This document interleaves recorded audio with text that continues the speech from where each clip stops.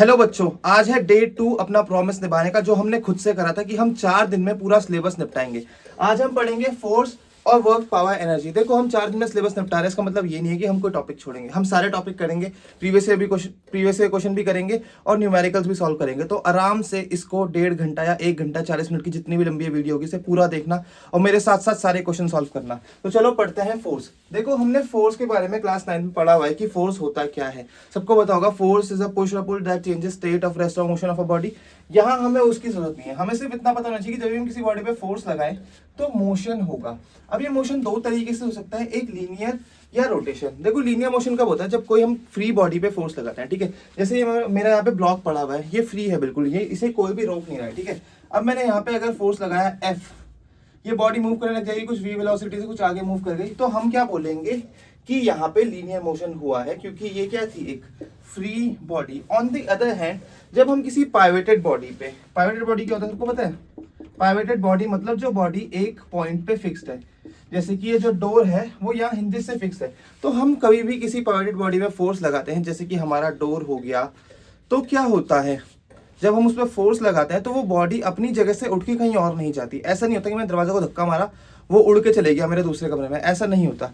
क्या होता है, वो अपनी जगह पे टर्न कर जाता है और उसी को हम क्या बोलते हैं, टर्निंग इफेक्ट ऑफ फोर्स, ठीक है। तो यहाँ पे ये मेरी क्या है, जो डोर है ये क्या करता है, इसमें मैंने यहाँ पे फोर्स लगाया तो ये टर्न करता है, इसी को हम बोलते हैं टर्निंग इफेक्ट, टर्निंग इफेक्ट या रोटेशन।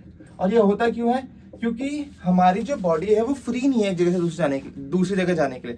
अगर यहाँ पे हिंजेस नहीं होते, ये बॉडी मेरी रुकी भी नहीं होती, रेस्ट पे नहीं होती, तो ऑब्वियसली मैं फोर्स लगाता है तो ये मूव करती।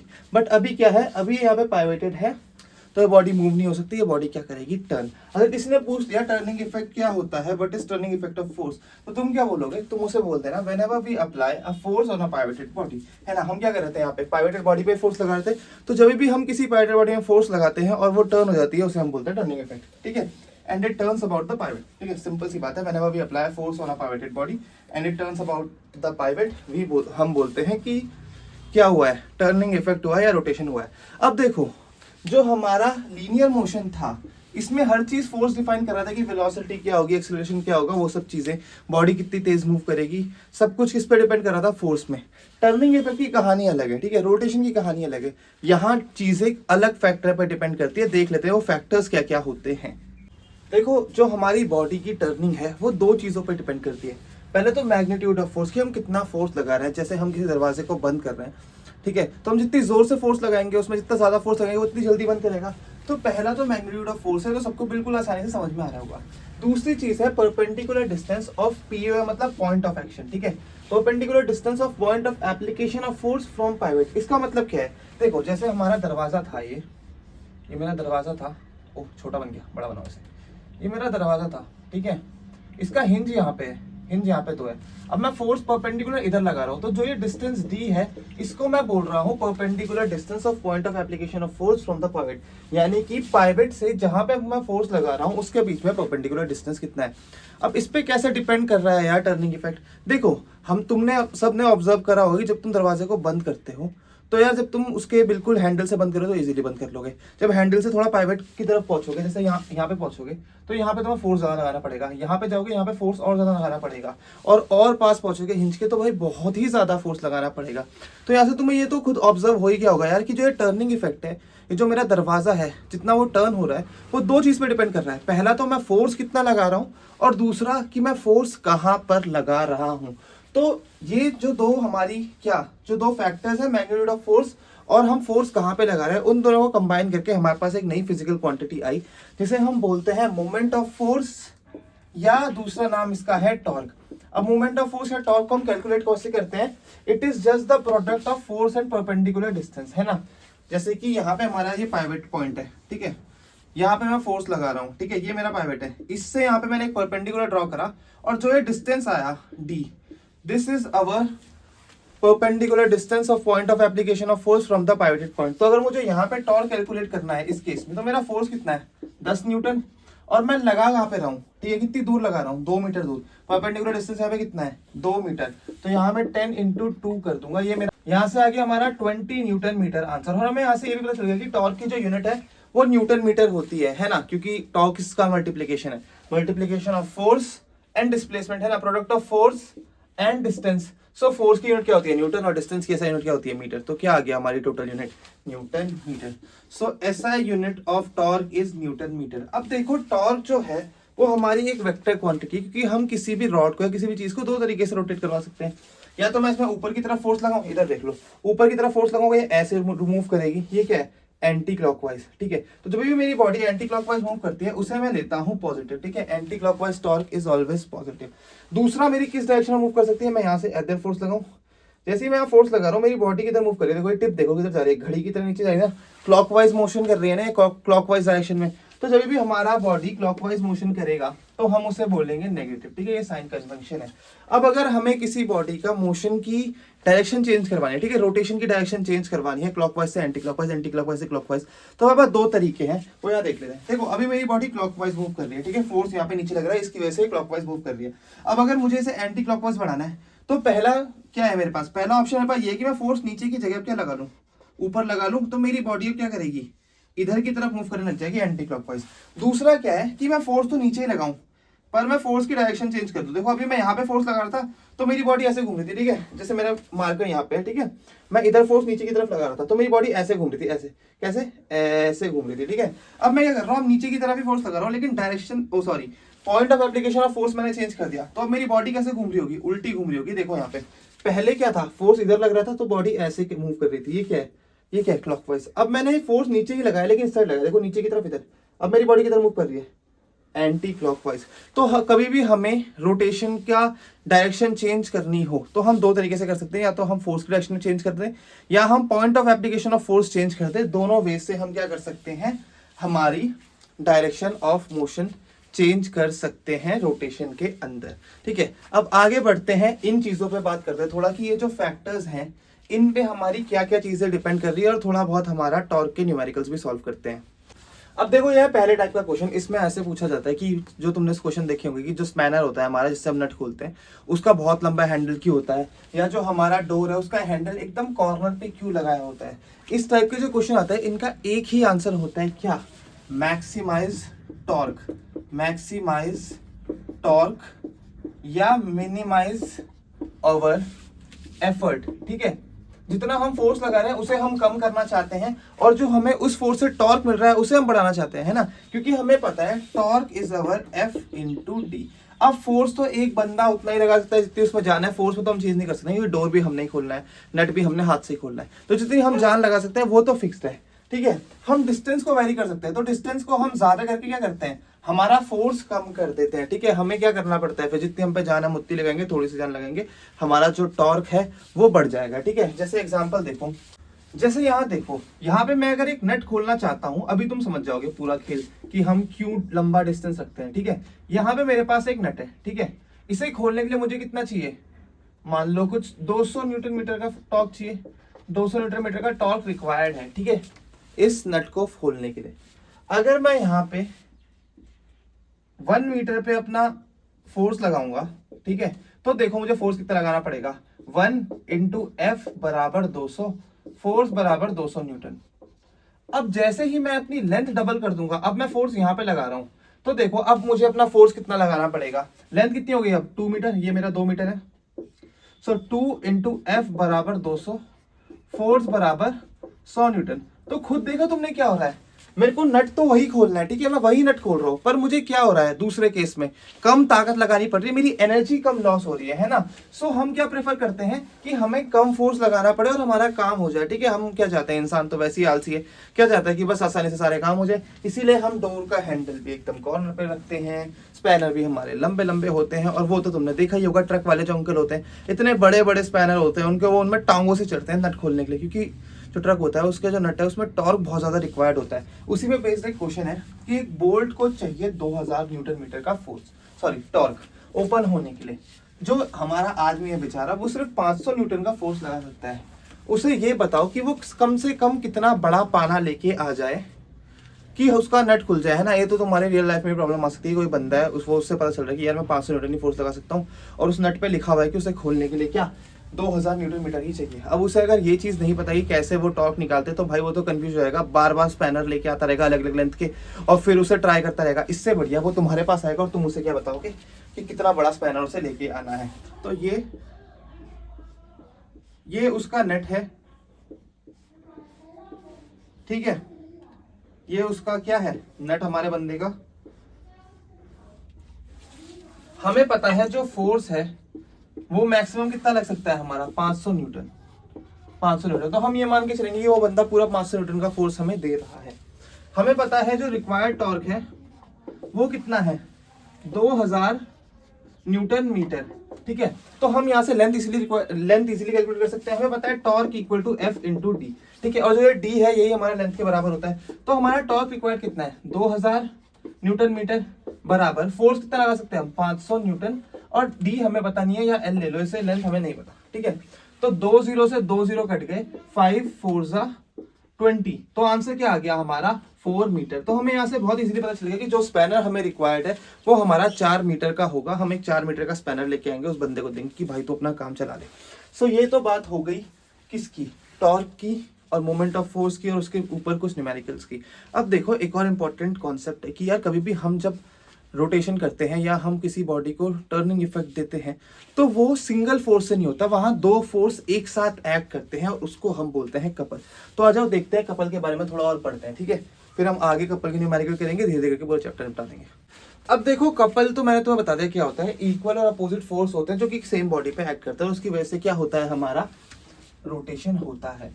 पर तुम्हारे मन में एक ख्याल आ रहा होगा कि यार जब हम दरवाजा को खोल रहे हैं या फिर हम स्पैनर को से जब नट खोल रहे हैं तो हम 2 फोर्स तो लगा नहीं थे, हम एक ही फोर्स लगा रहे हैं, तब क्यों रोटेशन हो रहा है। देखो वहां पे भी 2 फोर्स एक्ट करते हैं। अगर तुम इस बॉडी पे यहाँ पे फोर्स लगा रहे हो तो यार ऑब्वियस सी बात है किसी बॉडी में अगर एक ही फोर्स लग रहा है स्ट्रेट लाइन में, ठीक है, इस साइड से फोर्स लग रहा है तो इस दरवाजे को तो उखड़ जाना चाहिए, है ना। जब एक डायरेक्शन में किसी को भी फोर्स लगाऊंगा तो भाई ऑब्वियस सी बात है वो आगे मूव करेगा, पर ये मूव नहीं कर रहा।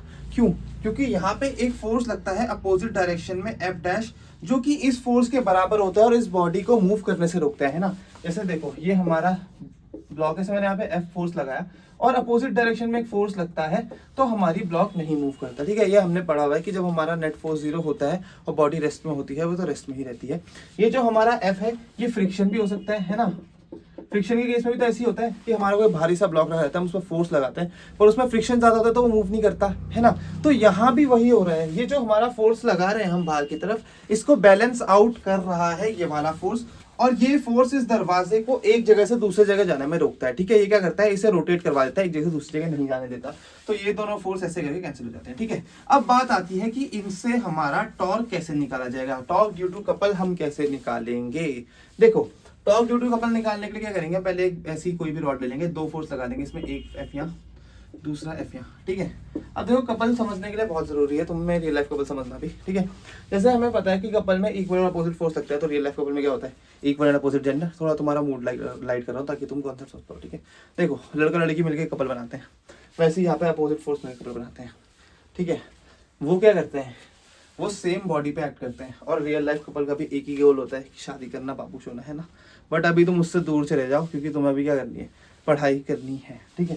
सो यहाँ देखो, यहाँ पे मैंने एक पाइवोटेड पॉइंट लिया, अगर इसकी टोटल लेंथ एल है, ठीक है, यहाँ पे जो मेरा पाइवोटेड पॉइंट है वो सेंटर हो, कहीं कॉर्नर पे हो, कहीं भी हो, मुझे उससे कोई लेना देना नहीं है, ठीक है।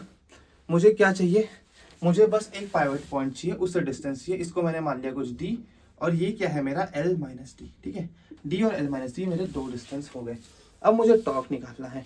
देखो ये जो मेरा फोर्स है एफ, ये बॉडी को कैसे मूव कर रहा है, कैसे मूव कर रहा है, एंटी क्लॉकवाइज, और मुझे पता है एंटी क्लॉकवाइज टॉर्क जो होता है वो पॉजिटिव होता है, ठीक है। सो जो मेरा एफ है, ये वाला एफ, इसका टॉर्क मेरा पॉजिटिव होगा, उसकी वैल्यू कितनी होगी, टॉर्क बराबर एफ इंटू परपेंडिकुलर डिस्टेंस। कितना आ गया वो, एफ कितना है, एफ तो एफ ही है, और डी तो डी भी डी है, तो यहाँ क्या आ गया, एफ मल्टीप्लाई बाई डी।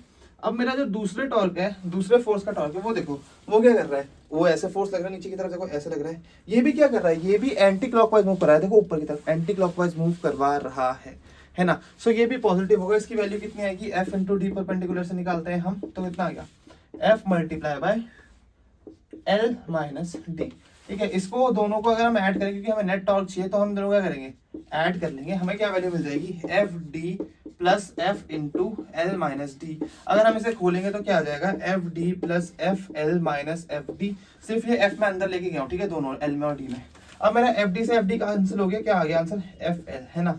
क्या आ गया आंसर, एफ L। सो मेरा जो टॉर्क है due to couple that is either force, दोनों में से कोई भी एक फोर्स ले लो और उन दोनों के बीच का डिस्टेंस ले लो, मुझे क्या मिल जाएगा, टॉर्क ड्यू टू कपल। अब जो हमारा डोर वाला केस था उसमें देखो हमारा टॉर्क ड्यू टू कपल का ही फॉर्मूला लग रहा है। देखो ये मेरा दरवाजा है, यहाँ पे मैंने फोर्स लगाया F और ये कुछ डिस्टेंस है D, तो यहाँ का टॉर्क भी तो हम FD कैलकुलेट कर रहे थे, पर तुम बोलोगे यार कपल का कॉन्सेप्ट क्या हो गया, यहाँ भी कपल का ही कॉन्सेप्ट लग रहा है। बस क्या हो रहा है, जो यहाँ पे मेरा फोर्स लग रहा है F, उसका जो D है वो 0 है भाई, बिल्कुल हिंज ही दे रहा है ना फोर्स, हिंज पे ही पाइवेटेड है हमारा जो दरवाजा है और हिंज ही हमारा क्या लगा रहा है, अपोजिट फोर्स लगा रहा है। सो इसमें जो FD होगा वो होगा फोर्स इनटू डिस्टेंस कितना है उसका 0, कितना आ गया आंसर 0। तो हमारा सिर्फ जो टोटल टॉर्क है वो इस फोर्स का रह जाता है ना। बट जो कपल वाला कॉन्सेप्ट है वो हर जगह लगता है, यहाँ भी लगता है, ठीक है। सो ये तो बात हो गई हमारे टॉर्क के बारे में पूरी। अब हम बात कर लेते हैं थोड़ी किसकी, इक्विलिब्रियम की। अब देखो इक्विलिब्रियम एक ऐसी फेज है बॉडी की जिसमें उसकी स्टेट चेंज नहीं करती। कौन सी स्टेट, अगर वो रेस्ट पे है तो वो रेस्ट पे ही रहेगा और मोशन पे है तो मोशन पे ही रहेगा। हमारा अगर बॉडी रेस्ट पे है तो उसे हम बोलते हैं स्टैटिक इक्विलिब्रियम, और मूव कर रही है तो हम उसे डायनामिक इक्विलिब्रियम बोलते हैं। डायनामिक इक्विलिब्रियम हमारे लिए ज्यादा इंपॉर्टेंट नहीं है, हमें स्टैटिक की बात करनी है। अब देखो ऐसा कैसे हो रहा है कि हमारी बॉडी जो है वो रुकी हुई है, उस पर फोर्स भी लग रहा है, ठीक है। इक्विलिब्रियम पे हम फोर्स लगाते हैं ऑब्वियसली, 10 20 30 40 50 कितने भी फोर्स लगा सकते हो, चाहे उस पर कितने भी फोर्स लगे फिर भी हमारी बॉडी किस पे रहेगी, रेस्ट पे ही रहेगी। ऐसा क्यों होता है, ऐसा इसलिए होता है क्योंकि इक्विलिब्रियम के केस में हमारी बॉडी में जो F नेट होता है, नेट फोर्स, वो 0 होता है और जो नेट टॉर्क है टाउ नेट वो भी 0 होता है ना। सो इसीलिए जो है हमारी बॉडी वो रेस्ट पे रहती है, क्योंकि कितने भी फोर्स लग जाए वो एक दूसरे को कैंसिल आउट करके हमारा नेट रिजल्टेंट क्या ले आएंगे, 0, ठीक है। अब हम यहाँ रोटेशनल मोशन की बात करते हैं तो यहाँ पे तो टॉर्क नेट हमारा 0 होगा, यहाँ पे हम फोर्स पे ज्यादा बात नहीं करेंगे, हम सिर्फ टॉर्क की क्या करेंगे, कैलकुलेशंस करेंगे। अब ये हमारा जो टॉर्क नेट 0 है, यहाँ से हमारे पास एक क्या आता है, एक कॉन्सेप्ट आता है जिसे हम बोलते हैं प्रिंसिपल ऑफ मूवमेंट्स, ठीक है। हम बेसिकली इस टॉर्क नेट को एलाबोरेट करते हैं, इसे थोड़ा खोलते हैं फिर देखते हैं क्या आता है। देखो टॉर्क किसी बॉडी में एंटी क्लॉकवाइज क्लॉकवाइज दोनों लग सकता है, ठीक है। सो ये जो टॉर्क नेट है वो क्या है, सिंपली एडिशन है किसका, एंटी क्लॉकवाइज टॉर्क और क्लॉकवाइज टॉर्क, ठीक है। तो मैं अगर इसे खोलूं, मैं यहाँ पे लगा दूं टॉर्क एंटी क्लॉकवाइज, ठीक है, प्लस टॉर्क क्लॉकवाइज। अब मुझे ये पता है कि जो मेरा एंटी क्लॉकवाइज टॉर्क है वो पॉजिटिव होता है, तो यहाँ पे पॉजिटिव ही है, ठीक है। और जो मेरा क्लॉकवाइज टॉर्क है वो नेगेटिव होता है, और यहाँ पे माइनस आएगा, प्लस माइनस क्या होता है, माइनस हो जाता है, ठीक है। तो यहाँ क्या आ गया, torque anti clockwise minus torque clockwise, ये किसके बराबर होता है, 0, क्योंकि हमारा नेट टॉर्क 0 है at the time of equilibrium. So हम क्या करेंगे, हम इस क्लॉकवाइज को इधर ले आएंगे और हम क्या बोल देंगे, anti clockwise torque is equal to clockwise torque, और यही है हमारा प्रिंसिपल ऑफ मोमेंट्स। और इसके हम अब न्यूमेरिकल सॉल्व करेंगे तो तुम्हें और ज्यादा क्या होगा, समझ में आएगा। बट उन न्यूमेरिकल्स को पे पहुंचने से पहले हमें सेंटर ऑफ ग्रेविटी का कॉन्सेप्ट पता होना चाहिए।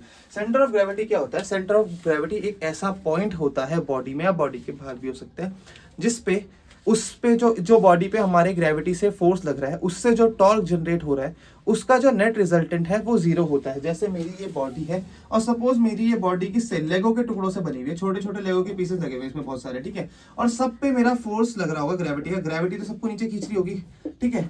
तो यहाँ पे एक पॉइंट होगा, कोई एक ऐसा पॉइंट होगा इस बॉडी पे जिसपे हमारा जो नेट टॉर्क है वो 0 हो रहा होगा। इसी को हम अपना क्या बोलते हैं, बैलेंस पॉइंट भी बोलते हैं, क्योंकि वहां पे अगर मैं अपनी उंगली लग दूं तो मेरा नेट टॉर्क तो 0 है, तो मेरी क्या होगी, बॉडी रुक जाएगी, है ना, वो हिलेगी डुलेगी नहीं, ठीक है, बैलेंस हो जाएगी। सो हमारा सेंटर ऑफ ग्रेविटी यही हमारा बैलेंस पॉइंट होता है। और न्यूमेरिकल्स के लिए हमें एक चीज बहुत ध्यान पे रखनी है कि जो पूरा मास होता है बॉडी का वो उसी पॉइंट पे एक्ट करता है जब हम न्यूमेरिकल एनालिसिस करते हैं, ठीक है। जब भी हमारे पास न्यूमेरिकल आएंगे तो हम बॉडी हमारी बहुत बड़ी होगी, उसका जो हमारा नेट मास होगा या उस मास पे जो फोर्स लग रहा होगा वो हम सेंटर ऑफ ग्रेविटी के अलोंग लगा देंगे, हमारा न्यूमेरिकल सॉल्व हो जाएगा, हमारे आंसर आ जाएंगे, ठीक है। ये तुम्हें सेंटर ऑफ ग्रेविटी के बारे में बताना चाहिए। एक और बात होती है सेंटर ऑफ ग्रेविटी की, ये हमेशा हैवी मास की तरफ होती है। जैसे ये मेरा एक ट्रायंगुलर बीम है, ठीक है, इसका मास किधर ज्यादा है, इसका मास इस साइड ज्यादा है, तो मेरा जो सेंटर ऑफ मास है वो सेंटर से कुछ इस साइड होगा, ठीक है। सेंटर ऑफ ग्रेविटी सेंटर से कुछ इस पोजीशन में होगी। सो जो मेरी सेंटर ऑफ ग्रेविटी होती है वो हमेशा किधर होती है, हैवी मास की साइड होती है, ये बात भी ध्यान रखना। और कुछ सेंटर ऑफ ग्रेविटी जो इंपॉर्टेंट है वो मैं तुम्हें आगे लगा रहा हूँ अपने मुंह के आगे, ठीक है, तुम इन्हें पढ़ लेना। हम आगे बढ़ते हैं सीधे न्यूमेरिकल्स की तरफ। देखो ये क्वेश्चन पूछा गया था हमारे 2024 में। इसमें क्या बोल रहा है कि मेरा एक नॉन यूनिफॉर्म बीम है, ठीक है, जो कुछ ऐसी शेप का है, इसकी सेंटर ऑफ ग्रेविटी यहाँ पे 0.2 मीटर फ्रॉम दिस वॉल, ठीक है। हमें क्या बोल रखा है, इस बीम का वेट है 120 न्यूटन और हमें क्या बताना है, वैल्यू एफ ऑफ एफ, जो कि ये जो बीम है इसको गिरने से बचा ले, ये हमारा क्या हो, इक्विलिब्रियम में हो। देखो हमें यहाँ पे फोर्स कितना दे रखा है, सॉरी वेट कितना दे रखा है, 120 न्यूटन। अब कुछ लोग पता है क्या करेंगे, वो बोलेंगे फोर्स ड्यू टू ग्रेविटी क्या होता है, mg। क्या कर देंगे 120 इंटू ग्रेविटी की वैल्यू 10 मान लो, तो कितना आ गया 1200 न्यूटन। वो ये यहाँ पे गलत सीन कर रहे हैं, ठीक है, गलत कर रहे हैं। क्यों कर रहे हैं गलत, क्योंकि यार जो हमारा वेट है वो हमें पहले ही न्यूटन में दे रखा है, फोर्स की टर्म्स में दे रखा है। तो हम क्या कर देंगे, हम सीधा सीधा वेट को क्या ले लेंगे, फोर्स ड्यू टू ग्रेविटी ले लेंगे, ठीक है। सो हमें पता है कि हमारी बॉडी पे जो ग्रेविटी से फोर्स लग रहा है वो कितना लग रहा है, 120 न्यूटन लग रहा है। हमने अभी भी पढ़ा कि जो ये फोर्स है वो सेंटर ऑफ ग्रेविटी पे लगता है, तो वो कुछ यहाँ पे लग रहा होगा, कितना 120 न्यूटन, ठीक है। अब हमें क्या बताना है कि जो बॉडी है वो मेरी मूव ना करे, ठीक है, इक्विलिब्रियम में हो। हमें पता है यहाँ पे टॉर्क लग रहा है और हमें ये भी पता है प्रिंसिपल ऑफ मूवमेंट्स क्या होता है। प्रिंसिपल मूवमेंट क्या बोलता है, टॉर्क एंटी क्लॉकवाइज बराबर टॉर्क क्लॉकवाइज, ठीक है। अब इसमें हमें देखना है एंटी क्लॉकवाइज कौन सा है, क्लॉकवाइज कौन सा है। जो ये मेरा एफ है वो ऊपर लग रहा है, तो बॉडी को किधर ले जा रहा है, ये एंटी क्लॉकवाइज, ठीक है, एंटी क्लॉकवाइज डायरेक्शन में लग रहा है मेरा फोर्स एफ की वजह से जो टॉर्क है, ठीक है। सो इसकी वैल्यू कितनी होगी, एफ इंटू परपेंडिकुलर डिस्टेंस कितना है यहाँ पे 0.8 मीटर, 0.8 या ऐसे मैं 8/10 लिख लेता हूँ, ठीक है, बराबर किसके हो जाएगा, ये क्लॉकवाइज टॉर्क के। सो क्लॉकवाइज टॉर्क कितना है मेरा, एफ इंटू डी, एफ इधर कितना है 120 न्यूटन, ठीक है। यही वाला फोर्स तो क्लॉकवाइज घुमा रहा है, देखो ये देखो, इससे मैंने नीचे करा तो मेरा क्या घूम रहा है, बॉडी जो बीम किधर घूम रही है, क्लॉकवाइज घूम रही है। तो जो सेंटर ऑफ ग्रेविटी है फोर्स लग रहा है 120 न्यूटन का, ये हमें क्या घुमा रहा है, क्लॉकवाइज। तो इसकी वजह से क्लॉकवाइज टॉर्क होगा, उसकी वैल्यू क्या आएगी, force that is 120 newton into distance that is 0.2 metre, जिसे 2/10 मीटर भी हम लिख सकते हैं, ठीक है। इस 10 से ये 10 कट गया, ठीक है, 2 4 ज़ा 8, 4 3 ज़ा क्या 12 और एक 0 आ गया। तो यहाँ से हमारी एफ की वैल्यू कितनी आ गई, 30 न्यूटन, है ना। फोर्स की वैल्यू कितनी आ गई, 30 न्यूटन। तो हमें ये पता चल गया जो हमारा फोर्स है इसकी वैल्यू क्या होगी, 30 न्यूटन। और ऐसा एक क्वेश्चन तुम्हारा इस साल भी आएगा, तो इस चैप्टर को, इस कॉन्सेप्ट को अच्छे से पढ़ लेना, ठीक है। अब हम बढ़ते हैं अपने अगले क्वेश्चन की तरफ, जो हमारा जो मीटर स्केल बैलेंसिंग का नहीं होता कि ऐसे करके मीटर स्केल बैलेंस करना है, मेरे से नहीं होगा, देखूँ रोल हो जा रहा है यार, ये ऐसे रोल हो जा रहा है नीचे। सो अब हम आगे बढ़ते हैं अपने वही स्केल वाले बैलेंसिंग के क्वेश्चन के ऊपर। अब देखो ये जो क्वेश्चन है ना, ये बहुत अच्छा क्वेश्चन है। ये क्वेश्चन तुम्हें आना चाहिए, इससे तुम्हारे कॉन्सेप्ट बिल्ड होंगे। आई डोंट नो तुमने पहले करा या नहीं करा। देखो इसमें क्या पूछ रहा है, हमारे पास मास ऑफ स्केल दे रखा है 20 ग्राम और एक 90 सेंटीमीटर मार्क पे 40 ग्राम का वेट लगा हुआ है। हमसे पूछ रहा है स्केल का बैलेंस पॉइंट। कुछ लोग बोलेंगे यार बैलेंस पॉइंट तो वही होता है सेंटर ऑफ ग्रेविटी। बोल दो सेंटर ऑफ ग्रेविटी। इसकी सेंटर ऑफ ग्रेविटी कहाँ होगी, सेंटर ऑफ ग्रेविटी कुछ यहाँ पे होगी 50 सेंटीमीटर मार्क पे। ये मैंने जो तुम्हें भी टेबल बताई थी उसमें तुम्हें पता होगा 50 सेंटीमीटर मार्क पे क्या होती है सेंटर ऑफ ग्रेविटी। तो आ जाओ इसको प्रैक्टिकली देखते हैं। देखो मेरे पास 30 सेंटीमीटर का स्केल है, इसकी सेंटर ऑफ ग्रेविटी किस पे होगी 15 सेंटीमीटर मार्क पे।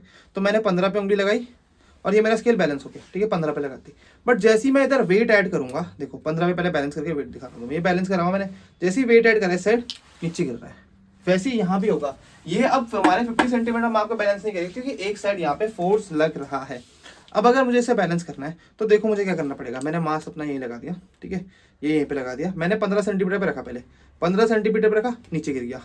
16 पे रखा, 16 पे भी नीचे जा रहा है। 17 के आसपास रखूं, 17 और 16 के बीच में ये बैलेंस हो रहा है। 17 के और 16 के बीच में ये क्या हो रहा है, बिल्कुल बैलेंस हो रहा है।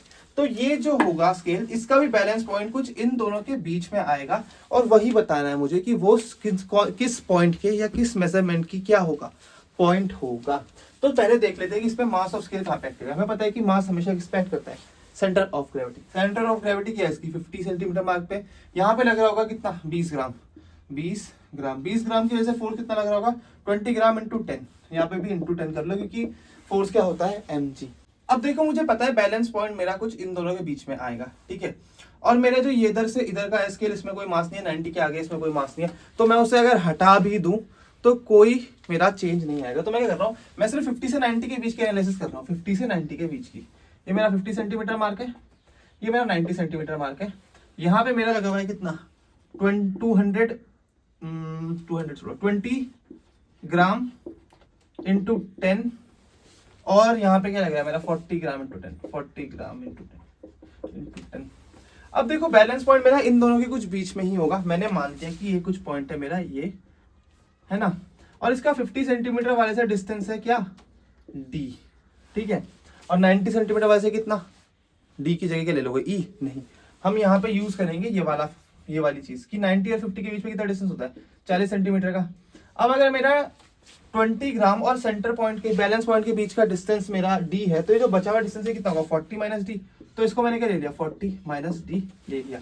अब मैं बस वो फॉर्मूला लगा दूंगा, principle of moment, anti clockwise torque बराबर क्लॉकवाइज टॉर्क। इसमें एंटी क्लॉकवाइज कौन सा है, 20 ग्राम वाला अभी बताया था। इसका फॉर्मूला क्या आएगा, टॉर्क क्या होता है, force into what, force into distance कितना है, perpendicular distance of force and point of application of force के बीच में, ठीक है, सॉरी पाइवट और point of application of force के बीच में। यार पानी नहीं पीते, जैसे थोड़ा मैं भी वो हो रहा हूँ, तुम्हारे लिए डिहाइड्रेट, पानी पी लो तुम भी यार, ये कॉन्सेप्ट करके सेंटर ऑफ ग्रेविटी पढ़ के 5 मिनट का ब्रेक लेंगे। चलो, तो इसकी वजह से हमारा टॉर्क कितना आएगा, F multiply by D. F कितना लग रहा है, 20 ग्राम इंटू 10 जी, ठीक है। 20 ग्राम को हम क्या लिख सकते हैं, 20/1000 किलोग्राम इंटू 10, और डिस्टेंस कितना है इसका, d है, तो हमने क्या मान लिया, d बराबर क्लॉकवाइज टॉर्क में फोर्स कितना लग रहा है हमारा, 40/1000 इंटू 10, और डिस्टेंस कितना है इसका, 40 माइनस डी। अब देखो मैंने 1000 से ये 1000 काट लिया, ठीक है, इस 0 से ये 0 कट गया, इस 0 से ये 0 कट गया। अब इस 2 से मैं ये 4 काट दूंगा, 2 जा, मेरा आंसर क्या आ जाएगा, d equal to 2 into 40 minus D. अगर मैं इसे खोल लूं तो क्या आता है मेरा, d बराबर 4 2 जा 8, 80 माइनस 2d। यहाँ से मेरा आ गया आंसर 3d बराबर 80, और d की वैल्यू क्या आ गई, 80/3।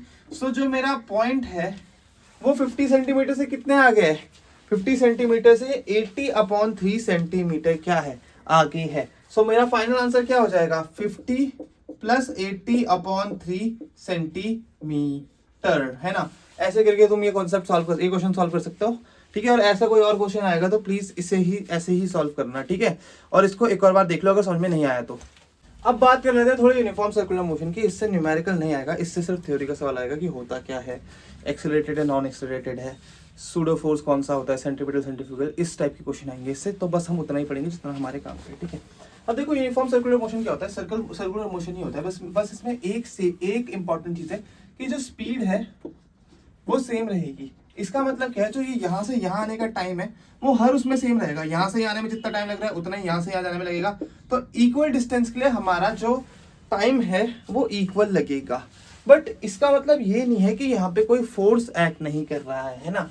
यहाँ पे स्पीड तो सेम है बट वेलोसिटी चेंज करती है। अब वेलोसिटी चेंज कर रही है, इसका मतलब एक्सेलरेशन हो रहा है। एक्सेलरेशन हो रहा है इसका मतलब कोई ना कोई फोर्स एक्ट तो कर रहा है। तो यहाँ पे फोर्सेस तो एक्ट करते ही करते हैं। तो ये बात ध्यान रखना, यूनिफॉर्म सर्कुलर मोशन में स्पीड कांस्टेंट रहती है, वेलोसिटी हर टाइम चेंज कर रही होती है। क्योंकि वेलोसिटी में क्या आता है, डायरेक्शन भी आता है ना। देखो अभी मेरा बॉडी ऊपर जा रहा है, ठीक है, तो इसकी वेलोसिटी ऊपर है। अभी इधर जा रहा है तो मेरी वेलोसिटी इधर है, अभी इधर जा रहा है वेलोसिटी इधर, अभी इधर जा रहा है वेलोसिटी उधर। सो क्या है, जो मेरी वेलोसिटी है, स्पीड प्लस डायरेक्शन, वो हर पॉइंट पे क्या कर रही है, चेंज कर रही है, क्योंकि डायरेक्शन चेंज कर रही है। अब जब यहाँ पे फोर्सेस की बात आती है तो यहाँ पे दो फोर्स लगते हैं, एक सेंट्रीपिटल, दूसरा सेंट्रीफ्यूगल। सेंट्रीपिटल फोर्स जो होता है वही जिम्मेदार होता है यूनिफॉर्म सर्कुलर मोशन का, वो अंदर की तरफ लगता है। और सेंट्रीपिटल फोर्स ही रियल फोर्स है। रेड लिख दिया, रियल फोर्स होता है, ये एक्ट करता है अलोंग सेंटर, ठीक है। तो अभी अगर तुम्हें भी कोई भी पूछेगी सेंट्रीपिटल फोर्स क्या होता है, it is the force in uniform circular motion that acts along the centre, ठीक है, टुवर्ड्स द सेंटर। उसे हम बोलते हैं हमारा क्या, सेंट्रीपिटल फोर्स, ठीक है। अब दूसरा फोर्स है हमारा सेंट्रीफ्यूगल। सेंट्रीफ्यूगल फोर्स जो होता है वो हमारा सूडो फोर्स होता है, यानी नकली फोर्स, जिसे हम बहरूपिया भी बोलते हैं। ये लगता है आउटवर्ड की तरफ, ठीक है। जैसे तुम कभी ऐसे घूमने में झूले में बैठे होंगे यहाँ पे, तो तुम क्या करते हो, सीट की तरफ पीछे जाते हो, तुम्हें पीछे से धक्का लगता है ना। तो ये क्या हो रहा है, यहाँ पे क्या हो रहा है, तुम्हें एक फोर्स फील होता है जिसे हम सेंट्रीफ्यूगल फोर्स बोलते हैं। अब इसे हम सूडो फोर्स क्यों बोलते हैं, ये हमारा सूडो फोर्स होता है। इसे हम सूडो फोर्स इसलिए बोलते हैं क्योंकि ये फोर्स बाहर से देखने वाले लोगों को नहीं पता चलता। जैसे तुम्हारे मम्मी पापा बाहर बैठे हैं जो तुम्हें झूले में देख रहे हैं, उन्हें नहीं पता चल रहा कि तुम्हें से पीछे धक्का लग रहा है, क्या हो रहा है, वो सिर्फ तुम्हें फील हो रहा है कि तुम्हें कितना फोर्स लग रहा है। तो ये अंदर वाला फोर्स है, तो सबको दिख रहा है कि रॉड लगी है, वो इसे अंदर खींच रही है ना। बट ये किसी को नहीं पता कि तुम पे कितना फोर्स लग रहा है, इसीलिए जो हमारा सेंट्रीफ्यूगल फोर्स होता है उसे सूडो फोर्स बोलते हैं। तो ये बात हो गई हमारी सेंट्रीफ्यूगल फोर्स की। अब देखो यहाँ पे एक और चीज इंपॉर्टेंट आती है, मैंने बोला वेलोसिटी चेंज हो रही है, तो मेरा जो यूनिफॉर्म सर्कुलर मोशन है ये एक एक्सेलरेटेड मोशन है। क्या है? एक्सेलरेटेड मोशन, ठीक है, ये बात भी ध्यान रखना। सो इतनी बातें यूनिफॉर्म सर्कुलर मोशन के लिए काफी है। इससे ज्यादा तुम्हें जो पढ़ना होगा थोड़ा बहुत 1-2 पॉइंट वो मैं तुम्हें नोट्स में दे दूंगा। अभी के लिए इसे यहीं रैप अप करो और अपना नया चैप्टर स्टार्ट करते हैं, that is work, power and energy. देखो अब हम ना सेकंड चैप्टर की तरफ बढ़ रहे हैं जो है वर्क, एनर्जी एंड पावर। अब देखो इस चैप्टर में ना बहुत सारे डेरिवेशंस है, मैं सिर्फ इंपॉर्टेंट डेरिवेशन करवा दूंगा तुम्हें, जो ज्यादा फालतू की डेरिवेशन है वो नहीं करेंगे, हम टू द पॉइंट पढ़ना है। अब हम पे इतना टाइम नहीं कि हम एक एक चीज को पूरा डेप्थ में पढ़े, हम सारे टॉपिक्स कवर करेंगे बट उतना जितना पेपर में पूछा जाता है।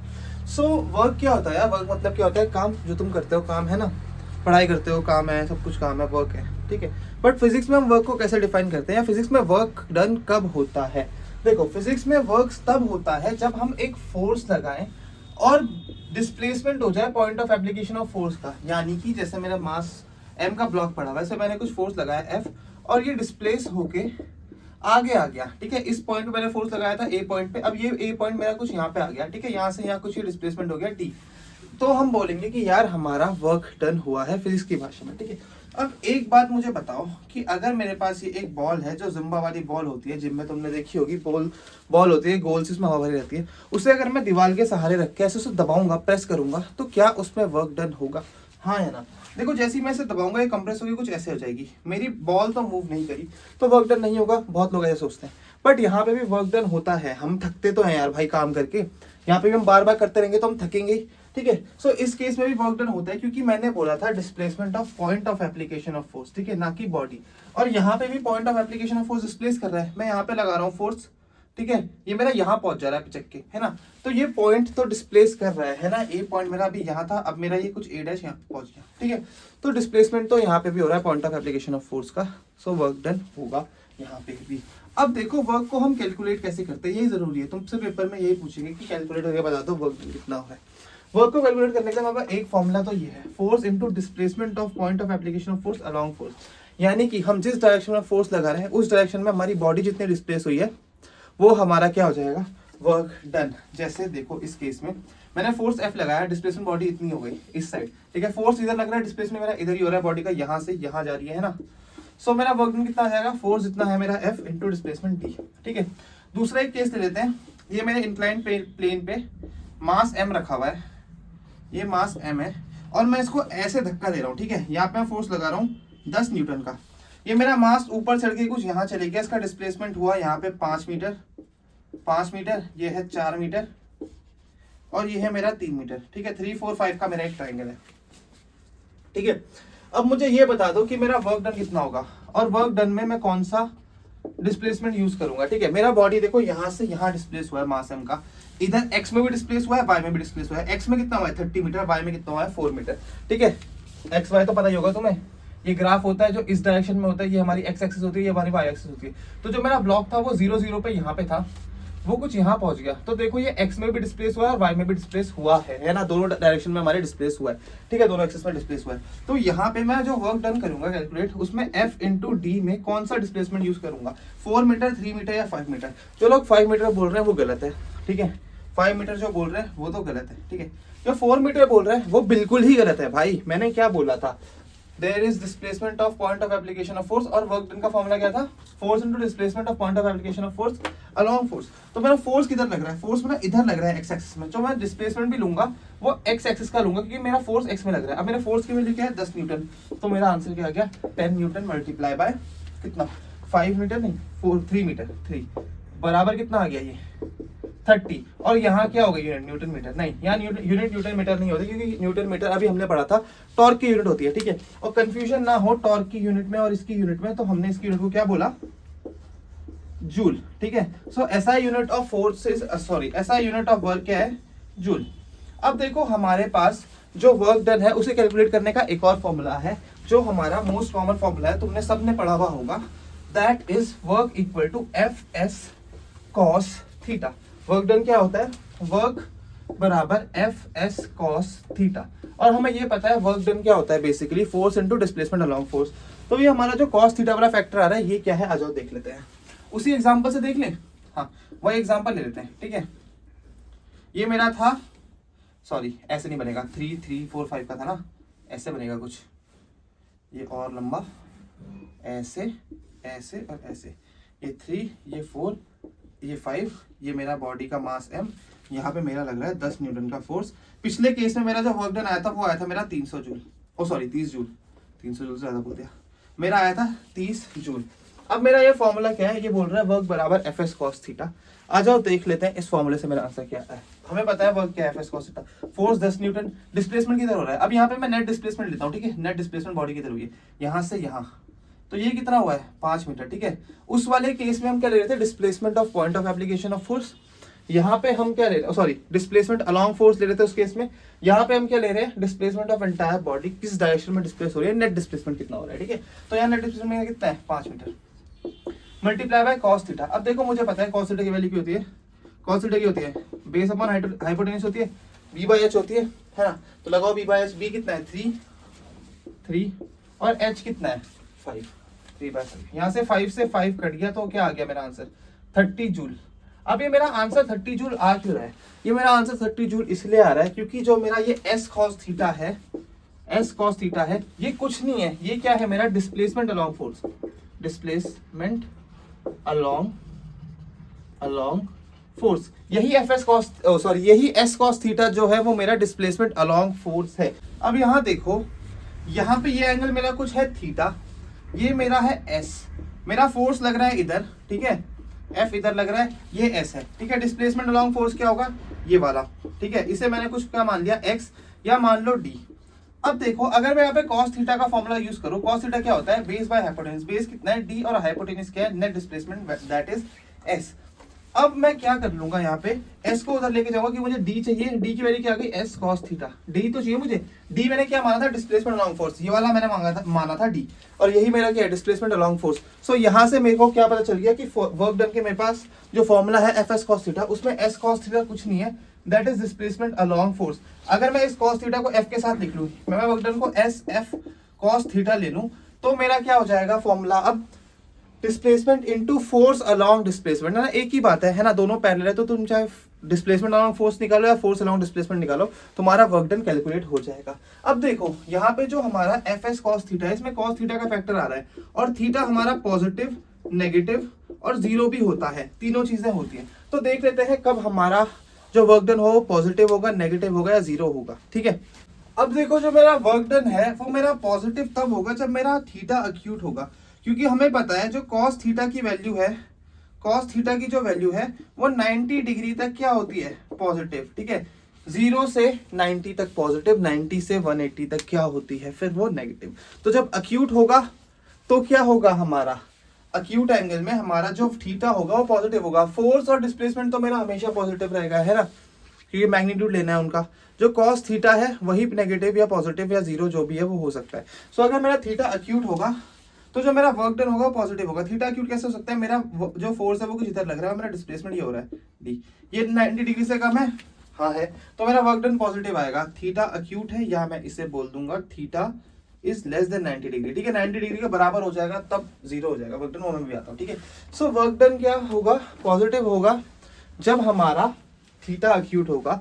यहाँ से हम एक और चीज बोल सकते हैं कि फोर्स और डिस्प्लेसमेंट सेम लाइन में है, फोर्स या component of force and displacement in is parallel, ठीक है। फोर्स का कोई ना कोई ऐसा कंपोनेंट होगा जो डिस्प्लेसमेंट के पैरेलल होगा, या डिस्प्लेसमेंट का कोई कंपोनेंट पैरेलल होगा, ठीक है, क्योंकि मुझे पता है फोर्स एक वेक्टर क्वांटिटी है। अगर मेरा फोर्स कुछ ऐसा एफ लग रहा है तो उसका कोई एक एक्स कंपोनेंट भी होगा एफ एक्स, और एक वाई कंपोनेंट भी होगा एफ वाई, और ये दोनों F X plus F Y मिलके हमारा नेट फोर्स बनाते हैं।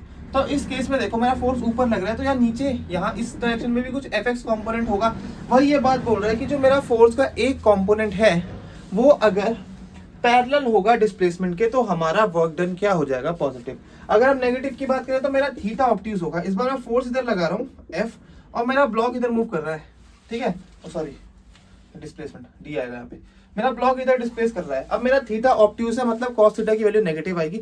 सो जो मेरा वर्क डन है वो नेगेटिव होगा। इस केस में मैं ये भी बोल सकता हूँ कि component of force and displacement are anti parallel, क्योंकि ये जो एफ है इसका कंपोनेंट कुछ इधर आएगा, इधर और ऊपर, ठीक है। इसकी वजह से तो वर्क डन जीरो हो जाएगी, क्योंकि 90 डिग्री में वर्क डन जीरो होता है। ये क्या है मेरा, दोनों एंटी पैरेलल। तो force and displacement are anti parallel. ये 90 डिग्री वाला इंपॉर्टेंट केस है। इसमें देखो जब अभी हमारा थीटा 90 डिग्री होता है यानी कि फोर्स ऊपर लग रहा है और मेरी बॉडी इधर डिस्प्लेस कर रही है, सो मेरा वर्क डन जीरो होगा क्योंकि cos 90 की वैल्यू जीरो होती है, या हमारा डिस्प्लेसमेंट जीरो हो जाए तभी भी मेरा F इंटू डी क्या हो जाएगा जीरो।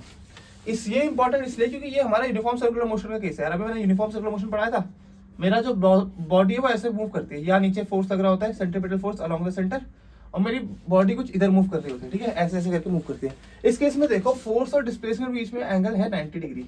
तो जो यूनिफॉर्म सर्कुलर मोशन है उसमें जो वर्क डन होता है बाय सेंट्रीपिटल फोर्स वो क्या होता है जीरो, ठीक है। Work done bye centripetal force is zero in uniform circular motion. और अगर मैं work done in complete circle बोलूं कि ये मेरा बॉडी यहाँ से स्टार्ट हुई है वापस यहाँ पे पहुंची है, सो उस टाइम पे भी क्या होगा, मेरा वर्क डन वो जीरो होगा एक कंप्लीट सर्कल में क्योंकि मेरा डिस्प्लेसमेंट जीरो हो चुका है। सो ये बात थी हमारे मोटे मोटे वर्क की। अब आगे देखते हैं कि कैलकुलेट कैसे करते हैं हम अलग अलग चीजों का वर्क। मैंने तुम्हें फोर्स से कैलकुलेट करने का एक एग्जांपल बता दिया, एक एग्जांपल और लेंगे, फिर हम ग्रेविटी से वर्क कैसे निकालते हैं वो देखते हैं, ठीक है। अब देखो हम वर्क डन बाय ग्रेविटी पढ़ रहे हैं, इसके आगे हम एनर्जी पावर सब कुछ अभी थ्योरी निपटा रहे हैं 10 मिनट के अंदर। उसके बाद हम 3-4 क्वेश्चन करेंगे बढ़िया बढ़िया, ठीक है, फिर हमारा कॉन्सेप्ट बिल्कुल पकड़ में आ जाएगा। उसके बाद हम सीधे से पढ़ेंगे पेपर से पहले। चलो, so work done by gravity क्या होता है, वर्क डन क्या होता है हमें पता है, डिस्प्लेसमेंट इनटू फोर्स होता है, ठीक है। सो अगर मैं किसी मास m को अगेंस्ट ग्रेविटी ऊपर लेके आ रहा हूं, ठीक है, ऊपर लेके आ रहा हूं यहां से यहां कुछ m, सो मेरा वर्क डन बाय ग्रेविटी कितना होगा मुझे ये बताना है, ठीक है। वर्क डन बाय ग्रेविटी कितना होगा मुझे ये बताना है। देखो मेरा मास यहाँ से यहाँ कुछ हाइट h चले गया, मुझे पता है ग्रेविटी से फोर्स कितना लगता है mg, तो मेरा वर्क डन क्या होता है fs cos थीटा, ठीक है, या force into displacement along force. यहाँ मैं सीधे fs करूंगा और मुझे पता है जो मेरा डिस्प्लेसमेंट है और जो मेरा फोर्स है वो एंटी पैरेलल है, सो मेरा जो वर्क डन आएगा वो नेगेटिव ही आएगा, है ना। अब देखो जो मेरा डिस्प्लेसमेंट है और जो मेरा फोर्स है mg वो क्या है, दोनों एंटी पैरेलल, यानी कि थीटा की वैल्यू क्या है यहाँ पे 180 डिग्री, तो मेरा जो cos थीटा होगा वो कितना हो जाएगा -1, तो जो मेरा वर्क डन होगा वो होगा माइनस फोर्स कितना है mg इनटू हाइट, कितना डिस्प्लेस हो रहा है ऊपर, हाइट जितनी उसकी हाइट है mgh। तो जब भी हम ब्लॉक को नीचे से ऊपर लेके आ रहे हैं तो work done by gravity negative होती है। ऐसा क्यों, क्योंकि उस टाइम पे हम खुद वर्क कर रहे हैं, ठीक है, हम काम कर रहे हैं, हम अपनी मेहनत से नीचे से ऊपर लेके आ रहे हैं किसी भी चीज को। अगर हम ऊपर से किसी हाइट h से मास m को ड्रॉप कर दें तब हमारा वर्क डन बाय ग्रेविटी क्या होगा, पॉजिटिव होगा, क्योंकि मेरी ग्रेविटी भी नीचे लग रही है mg और मेरा डिस्प्लेसमेंट भी नीचे हो रहा है कितना h, और वर्क डन इस केस में भी क्या होगा mgh। तो हमेशा ध्यान रखना जब हम बॉडी को नीचे से ऊपर लेके जाते हैं तो work done by gravity negative होता है, जब हम ऊपर से ड्रॉप करते हैं तो हमारा वर्क डन बाय ग्रेविटी क्या होता है, पॉजिटिव। इतनी बात बहुत है वर्क डन के लिए। अब हम बढ़ते हैं पावर की ओर, पावर का फॉर्मूला देखते हैं, फिर हम क्या पढ़ेंगे, एनर्जी। तो देखो इसी स्लाइड में मैंने पावर और एनर्जी दोनों को रख लिया, हमें इतना ही पता होना चाहिए पावर एनर्जी के बारे में, ठीक है, इससे ज्यादा थ्योरी हम क्या करेंगे, रीड करेंगे एक बार नोट से, ठीक है। सो पावर क्या होता है, power is the rate of doing work, कि हम काम किस रफ्तार से कर रहे हैं, ठीक है, और इसको हम डिफाइन कैसे करते हैं, पावर बराबर वर्क अपॉन टाइम, ये इसका फॉर्मूला है। यूनिट इसकी होती है वॉट और पावर हमारा खत्म, ठीक है। फॉर्मूला हमारा सिर्फ न्यूमेरिकल्स में काम आएगा जब हमें पावर निकालनी होगी, बाकी नहीं, ठीक है। चलो एनर्जी देखते हैं अब। एनर्जी क्या होता है, energy is the capability of do work. हम बोलते हैं ना हमारे पास कि यार एनर्जी नहीं है यार, अभी नहीं कर रहा मैं काम, है ना, और जब बहुत एनर्जी होती है तब हम कुछ भी करवा लो। सो एनर्जी क्या है, बेसिकली हमारे काम करने की क्षमता है ना, कि जब हमारे एनर्जी नहीं है, हम काम नहीं कर पा रहे हैं, कुछ भी हम मस्त पड़े लेटे हुए, और जब हम पे एनर्जी है तो हम कुछ भी करा लो हमसे यार, हम कर लेंगे।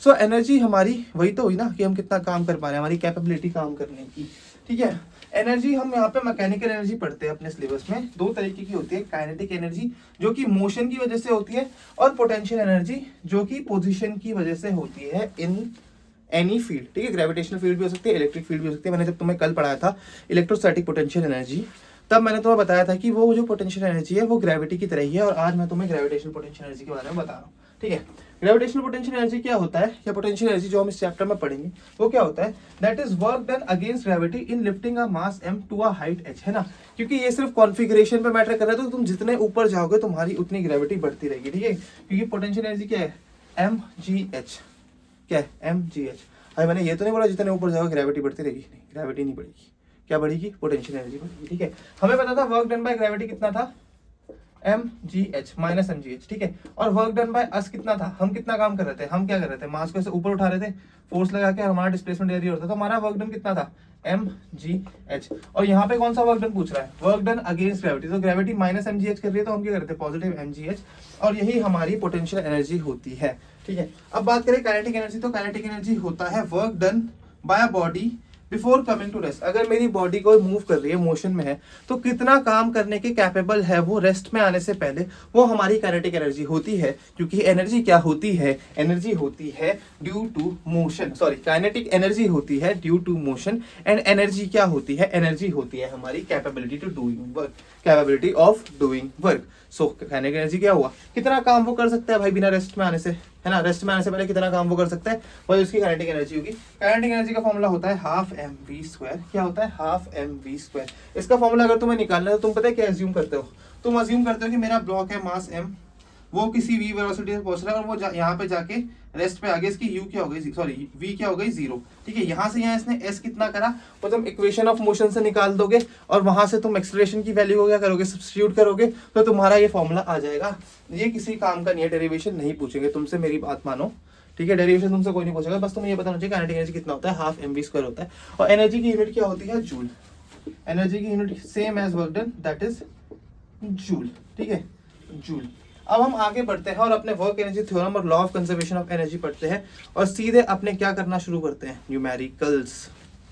अब देखो वर्क एनर्जी थ्योरम क्या बोलता है, वर्क एनर्जी थ्योरम ये बोलता है कि हमारी बॉडी है उसमें बहुत सारे फोर्सेस काम कर सकते हैं, उनकी मर्जी है, ठीक है, जिनको काम करना है करो, बट जो नेट वर्क डन होगा सारे फोर्सेस का, वो किसके बराबर होगा, change in kinetic energy of the body. क्योंकि सारे फोर्सेस मिलकर क्या कर रहे हैं, बॉडी को डिस्प्लेस कराने, अपने हिसाब से एक्सेलरेशन दे रहे हैं, तो जितना भी वो वर्क डन करेंगे टोटल सब मिलके, उतनी उसकी काइनेटिक एनर्जी चेंज हो जाएगी बॉडी की। क्योंकि मोशन की वजह से काइनेटिक एनर्जी होती है, और जो हम वर्क डन कर रहे हैं उसकी वजह से बॉडी के मोशन में चेंज आ रहा है, तो वही टोटल किसके बराबर हो जाएगा, चेंज इन काइनेटिक एनर्जी। इसको हम क्या कर सकते हैं, डिराइव भी कर सकते हैं, बट हम अभी टाइम बिंग नहीं करेंगे। क्यों नहीं करेंगे, क्योंकि हमें डेरिवेशन की जरूरत नहीं है, कभी भी डेरिवेशन से क्वेश्चन नहीं आता है, आंसर आता है इस फॉर्मूला से जो बोल रहा है कि वर्क टोटल बराबर kinetic energy final minus kinetic energy initial. अब अगर मुझे इसे अप्लाई करना है तो मैं कैसे करूंगा, ऐसे करूंगा। ये मैंने एक 50 kg का मास का ब्लॉक रखा हुआ है, 2 मीटर पर सेकंड से चल रहा है, मुझे बताना है इसकी फाइनल वेलोसिटी। फाइनल वेलोसिटी कितनी होगी इसकी, जब ये सारे जो फोर्सेस हैं वो वर्क कर लेंगे अपना। ये मेरा 1000 जूल का कर रहा है, ये मेरा 500 जूल का कर रहा है, ये मेरा 100 जूल का कर रहा है। अब देखो जो मैं टोटल वर्क डन निकालूंगा उसमें मैं पॉजिटिव नेगेटिव का ध्यान भी रखूंगा, मैं सबको ऐड नहीं कर दूंगा, क्योंकि इसमें से कुछ वर्क डन पॉजिटिव है कुछ नेगेटिव है। ठीक है, डिस्प्लेसमेंट मेरा इधर की डायरेक्शन में हो रहा है। ठीक है, सो जो मेरा वर्क डन टोटल है उसे निकालने के लिए मैं क्या करूंगा, 1000 को ऐड करूंगा। ठीक है, 1000 मेरा किधर है, इधर है। ठीक है, थीटा क्या है, अक्यूट है इसमें। ठीक है, 1000 में थीटा अक्यूट है तो वर्क डन पॉजिटिव, तो 1000 जूल तो मेरा ऐसे ही ऐड हो जाएगा। ठीक है, प्लस जो मेरा 500 जूल है उसमें देखो जो एंगल है थीटा वो इतना बड़ा है, ये क्या है, ऑब्ट्यूज। सो मेरा जो वर्क डन होगा ये होगा मेरा -500। और थर्ड में तो सोचने की जरूरत ही नहीं है, फोर्स और डिस्प्लेसमेंट क्या है, अपोजिट डायरेक्शन में है, सो वर्क डन क्या होगा, नेगेटिव ही होगा। सो यहाँ से आंसर कितना आ गया, 1000 - 500 - 100 कितना आया, 400 जूल। तो ये जो हमारा टोटल वर्क डन आया है वो चेंज इन काइनेटिक एनर्जी के बराबर होगा। तो जो मेरा वर्क डन टोटल है 400 जूल, वो किसके बराबर होगा, kinetic energy final minus kinetic energy initial. अब फाइनल काइनेटिक एनर्जी क्या होगी, हाफ m की वैल्यू पता है हमें, हाँ पता है, 50 किलो है। ठीक है, 50 इंटू फाइनल वेलोसिटी हमें नहीं पता, वही हमें निकालनी है। ठीक है, तो इसको v मान लो कि v का स्क्वायर माइनस हाफ, मास हमें पता है कितना, 50। अब मुझे इनिशियल वेलोसिटी पता है क्या, हाँ मुझे पता है कितनी है, 2 मीटर पर सेकंड, तो मैं यहाँ पे 2 का स्क्वायर क्या कर दूंगा, 4, और ये किसके बराबर है, 400 जूल के बराबर। ठीक है, अब क्या करूंगा मैं, पहले इस 0 से ये 0, ये सारे एक 0 काट दूंगा, फिर 5 8 जा 40, और यहाँ पे ये वाला 5 भी कट जाएगा। ये तो मैं मल्टीप्लीकेशन आती है ना, ये मैथ्स का टॉपिक है, ये मत बोलना है कैसे कैसे कर दिया। यहाँ से मैंने 50 को कॉमन लिया, चलो तुम्हारे लिए और आसान कर लेता हूँ, और आसान कर देता हूँ तुम्हारे लिए भाई, कहीं तुम्हें ये भी ना समझ में आए फिर तुम मुझे बोलो कि भाई क्या पढ़ा दिया ये। मैंने यहाँ से 50 कॉमन ले लिया बाहर, तो मेरा क्या बचा, 400 रहने दो, मेरा ये 400 है बराबर हाफ बाहर ले आया मैं, और 50 भी मैं बाहर ले आया, अंदर क्या बचा, v² - 4। ठीक है, अब मैं एक जीरो से एक जीरो काटूंगा, 5 8 जा 40 आ गया मेरा, और हम 2 को मल्टीप्लाई करेंगे 8 से तो कितना हो जाएगा, 2 को मल्टीप्लाई 8 2 जा 16 हो जाएगा, तो 16 बराबर वी स्क्वायर माइनस 4। यहां से मेरा वी स्क्वायर की वैल्यू क्या आ गई 20, और वी क्या आ गया मेरा √20। सो यहां से आ गई हमारे आंसर वेलोसिटी की। सो ऐसे करके हम बहुत इजीली हमारे क्वेश्चन सॉल्व कर सकते हैं वर्क एनर्जी पावर के। इसे तुम नोट करो। अब हम law of conservation of energy की तरफ बढ़ते हैं। अब देखो ये हमारा लास्ट टॉपिक है, law of conservation of energy. Law of conservation of energy क्या बोलता है, जो हमारी एनर्जी है सिस्टम की वो हमेशा कंजर्व होगी। मतलब क्या है, हम एनर्जी कभी ना बना सकते ना उसे डिस्ट्रॉय कर सकते, सिर्फ उसे एक फॉर्म से दूसरे फॉर्म में चेंज कर सकते हैं। ठीक है, so energy can neither be created nor be destroyed, only can be transferred, अब यार जगह नहीं बची, from one form to another. ये तुम खुद लिख लेना, ठीक है, मैं बाकी तुम्हें नोट, ठीक है। सो इसका मतलब क्या होगा कि जो हमारी एनर्जी है वो सेम रहेगी चाहे कोई भी स्टेट हो बॉडी की, तो चाहे इनिशियल स्टेट है, इंटरमीडिएट स्टेट है, फाइनल स्टेट है, कोई भी स्टेट है, हर स्टेट के टाइम पे जो हमारी एनर्जी होगी वो कंजर्व होगी। तो हम यहाँ से ये बोल सकते हैं कि जो हमारी इनिशियल एनर्जी है, टोटल एनर्जी, वो फाइनल टोटल एनर्जी के बराबर होगी, है ना। बहुत सिंपल सी बात है, ये हम बोल सकते हैं। अब देखो इस सिंपल से एक्सप्रेशन से हमारे कितनी कैलकुलेशन बचती है। ये तो चलो आसान सा न्यूमेरिकल है, बट जब तुम बड़े होगे, जब तुम टफ न्यूमेरिकल सॉल्व करोगे, तो सिर्फ ये इतनी सी स्टेटमेंट से तुम्हारे बड़े बड़े क्वेश्चन सॉल्व हो रहे होंगे। यहाँ देखते हैं यहाँ कैसे करेंगे। देखो एक बॉल है मेरी 1 किलो की, जो मैंने ऊपर छत से ड्रॉप कर दी, 100 मीटर की मेरी हाइट है बिल्डिंग की, ठीक है। मुझे ये बताना जब मेरी बॉल जमीन पे पहुंचेगी ना, तो उसकी वेलोसिटी कितनी होगी, मुझे ये बताना है। अब देखो अगर मैं इसे इक्वेशन ऑफ मोशन से करूं, मैं आसानी से कर सकता हूँ, V square minus U square बराबर 2as करके, बट मुझे यहाँ पे किससे करना है, law of conservation of energy से। अगर तुम्हारे पास भी क्वेश्चन आएगा तो तुम law of conservation of energy लगाना, क्योंकि equation of motion 9th class के सिलेबस में है, तुम्हारे सिलेबस में नहीं।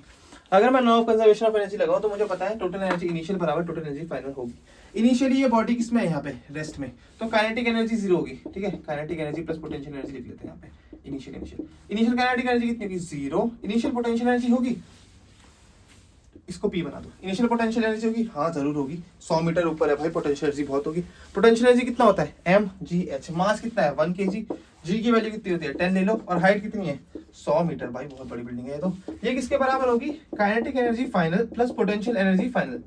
मेरी फाइनल काइनेटिक एनर्जी कुछ होगी इसके पास, हाँ भाई ऊपर से गिर के नीचे आ रहा है, कुछ स्पीड तो होगी, तो कुछ ना कुछ काइनेटिक एनर्जी फाइनल होगी। इसे मैं हाफ m जो कि 1 kg है v स्क्वायर लिख लेता हूँ, ठीक है, हाफ m v स्क्वायर लिख लेता हूँ, क्योंकि मुझे वेलोसिटी नहीं पता। पोटेंशियल एनर्जी होगी क्या यहाँ पे नीचे, देखो जब हम ग्राउंड पे आ गए तो मेरी h की वैल्यू तो 0 हो गई। अब मेरा h की वैल्यू 0 हो गई, तो mgh कितना हो गया 0। सो फाइनल जब हमारा पॉइंट पे हम पहुंचेंगे नीचे, तो मेरी जो पोटेंशियल एनर्जी वो है 0 हो जाएगी। यहाँ से मेरे पास एक फॉर्मूला आया कि v स्क्वायर बाय 2 बराबर 100 इंटू 10,000, ठीक है। सो मेरा यहाँ से पता चल गया मेरा v स्क्वायर कितना है 2000, और v है मेरा √2000 मीटर पर सेकेंड, ठीक है। सो यहाँ से ऐसे हम ये न्यूमेरिकल सॉल्व कर सकते हैं। यहाँ हमारा वर्क एनर्जी पावर खत्म होता है। अब हम 2-3 बोर्ड्स के क्वेश्चन करेंगे, ठीक है, और एक मेरा बुलेट वाले प्रॉब्लम करेंगे, और फिर ये चैप्टर रैप अप पढ़ लेना नोट्स उसके बाद इसके। देखो ये एक बढ़िया क्वेश्चन है, ठीक है। अभी तक बोर्ड में ऐसा क्वेश्चन नहीं आया है जिसमें ये तीनों पार्ट्स हो, बट मे भी आ सकता है क्योंकि ये कॉन्सेप्ट बहुत अच्छा है। देखो इसमें क्या हो रहा है, यहाँ से मैंने एक क्या करी, बंदूक चला दी, गोली डिश के पानी वाली नहीं, असली बुलेट चलाई मैंने, ठीक है। वो निकली मेरी 5 ग्राम की और 500 मीटर पर सेकेंड से निकली, ठीक है। यहाँ पे एक मेरा पेड़ था, ठीक है, जिसकी थिकनेस हमें नहीं दे रखी है अभी, थिकनेस हम मान सकते हैं उसकी इनफाइनाइट है, बहुत मोटा पेड़ है, ठीक है। उस पर जब ये बुलेट आके टकराई, इसको जो फोर्स रेजिस्टिव पड़ रहा है वो पड़ रहा है कितना 1000 न्यूटन का। हमें बताना है कि इनिशियल काइनेटिक एनर्जी बुलेट की कितनी है, और ये हमारी जो बुलेट है वो पेड़ में कितने अंदर गड़ेगी, और अगर मेरा जो पेड़ है वो 0.5 मीटर चौड़ा होगा, तो जो मेरी बुलेट है वो बाहर की स्पीड से निकलेगी अगर आ रही होगी तो। पहले तो हम इनिशियल काइनेटिक एनर्जी निकाल लेते हैं। इनिशियल काइनेटिक एनर्जी कैसे निकालेंगे, हाफ mv स्क्वायर से, हाफ mv स्क्वायर, ठीक है। हाफ मास की वैल्यू क्या है 5 ग्राम, तो इसे 5 इंटू 10⁻³ या 5/1000 ग्राम लिख सकते हैं, ठीक है। और वेलोसिटी कितनी है इसकी 500 मीटर पर सेकंड, तो 500 इंटू 500, यहाँ से 0 से 0 कट गया, 0 से 0 कट गया, ठीक है। एक 0 से ये 0 और कट गया, यहाँ से कितना आ गया आंसर, हाफ इंटू 5 इंटू 5 5 25 250, ठीक है 250। अब और आगे कैलकुलेट करें तो 5 0 0, 5 5 25, 2 5 2 10 11 12, 1250 अपॉन 2। अब हम इसे 2 से डिवाइड करेंगे तो आंसर हमारा आ जाएगा 625 जूल। तो मेरी इनिशियल काइनेटिक एनर्जी कितनी आ गई? 625 जूल, ठीक है कितनी आ गई? 625 जूल। अब मुझे जो दूसरा पॉइंट है वो निकालना है। जो सेकंड और थर्ड पॉइंट्स है ना, जो सेकंड और थर्ड पॉइंट है वो थोड़े बढ़िया है। ये तो क्या है, आसानी तो था, ठीक है। तो मैं निकालूंगा distance of penetration before coming to rest. मुझे पता है वर्क एनर्जी थ्योरम से कि वर्क डन टोटल बराबर किसके होता है? चेंज इन काइनेटिक एनर्जी, है ना। अब यहाँ वर्क एनर्जी थ्योरम क्यों लगा रहा हूँ? क्योंकि हमें बता रखा है कि रेजिस्टिव फोर्स लग रहा है। अब ये फोर्स लग रहा है और बुलेट अंदर धस रही है, ऐसे करके अंदर जा रही है बुलेट, तो कुछ ना कुछ वर्क डन तो हो रहा होगा। मेरी बुलेट ऐसे अंदर धस रही है, मेरा फोर्स इधर लग रहा है पीछे, तो वर्क डन बाय जो बुलेट है वो तो कुछ ना कुछ, work done resistive work done by the हमारा ट्री, कुछ ना कुछ तो होगा क्योंकि फोर्स और डिस्प्लेसमेंट दोनों चीज है, ठीक है। दूसरा मुझे ये पता चला कि जो मेरी बुलेट है वो अंदर घुस के रेस्ट पे आ रही है, तो काइनेटिक एनर्जी भी चेंज हो रही है। पहले 625 जूल थी, फिर बाद में कुछ चेंज हो रही है, ठीक है। तो मुझे ऐसे हिंट्स मिल रहे हैं कि वर्क एनर्जी थ्योरम में लगा सकता हूँ। तो अगर वर्क एनर्जी थ्योरम लगाऊं तो टोटल वर्क डन बराबर होता है change in kinetic energy. Total work done कितना है मेरा? कितना है मेरा? Force into displacement. तो फोर्स है मेरा 1000 न्यूटन का, इंटू डिस्प्लेसमेंट मान लिया कुछ डी, ठीक है। और ये वर्क डन मेरा नेगेटिव होगा क्योंकि मेरा फोर्स और डिस्प्लेसमेंट अपोजिट डायरेक्शन में है। ये किसके बराबर होगा? Kinetic energy final minus kinetic energy initial, that is change in kinetic energy. Final kinetic energy कितनी होगी? कुछ होगी या जीरो होगी? जीरो होगी। क्यों? क्योंकि फाइनली जो मेरी बॉडी है, जो मेरी बुलेट है, वो जाके रुक रही है, रेस्ट पे आ रही है। तो final kinetic energy zero minus kinetic energy initial कितनी थी मेरी? 625 जूल। यहां से डी की वैल्यू क्या आ गई? 625 माइनस था, ठीक है। यहाँ पे भी माइनस है भी और यहाँ पे माइनस है, माइनस डी की वैल्यू 625 अपॉन 1000, ठीक है। इस माइनस से ये माइनस कट गया, आंसर कितना आ गया? 0.625 मीटर। यानी कि मेरा जो पेड़ है वो 62.5 सेंटीमीटर चौड़ा होगा अगर, तो मेरी बुलेट पेड़ के अंदर रुक जाएगी। बट अगर मेरा पेड़ उससे कम है, जैसे यहाँ दे रखा है कि 0.5 मीटर का है बस, तो मेरी बुलेट फिर बाहर निकलेगी। और वो बाहर किस स्पीड से निकलेगी वही मुझे निकालना है। सो यहां भी मैं वही करूंगा, क्या कि टोटल वर्क डन बराबर चेंज इन काइनेटिक एनर्जी, ठीक है। सो वर्क डन बराबर kinetic energy final minus kinetic energy initial. तो यहाँ पे वर्क कितना होगा? Force into displacement. फोर्स है मेरा 1000 न्यूटन का और डिस्प्लेसमेंट है मेरा 0.5 मीटर का, इससे मैं 5/10 लिख सकता हूँ, 5/10 लिख सकता हूँ ऑब्वियसली। और ये माइनस का है, ठीक है, 5/10 माइनस का, ये बराबर होगा kinetic energy final minus kinetic energy initial. देखो इस केस में काइनेटिक एनर्जी जो फाइनल है मेरी वो जीरो होगी? नहीं, जीरो नहीं होगी, क्योंकि हमारी जो बुलेट है वो बाहर कुछ स्पीड से निकल रही है, वो अंदर रुक नहीं रही है, तो कुछ ना कुछ वेलोसिटी उसके पास होगी, वही हमें निकालनी है। तो यहाँ फाइनल काइनेटिक एनर्जी कितनी होगी? Half mv²। इसे मैं अभी ऐसे ही छोड़ रहा हूँ। ये किसके, इसमें से माइनस क्या करेंगे? इनिशियल काइनेटिक एनर्जी जो कितनी है मेरी? 625 जूल, 625 जूल के बराबर, ठीक है। अब यहाँ मैं 0 से 0 काट लेता हूँ और ये 5 इंटू 1 कितना होता है? 500। सो ये माइनस का 500 है बराबर हाफ mv² माइनस 625 जूल, ठीक है। ये 625 इधर क्या प्लस का हो जाएगा, यहाँ से हटके ये क्या हो जाएगा? 625 जूल। अब 625 में से 500 गया, कितना बचा? 125 जूल। ये 2 इधर आया, 125 इंटू 2 कितना होता है? 250 जूल, ठीक है। अब ये m भी इधर आ गया, तो v² की वैल्यू क्या आ गई? 250 अपॉन m। m की वैल्यू क्या है? m की वैल्यू है 5 ग्राम, जो कि होता है 5 into 10 to the power minus 3 kilogram. और अब मेरी v की वैल्यू क्या आ गई? Root under 250 upon 5 into 10 to the power 3। बहुत सिंपल ये क्वेश्चन हो गया, ठीक है।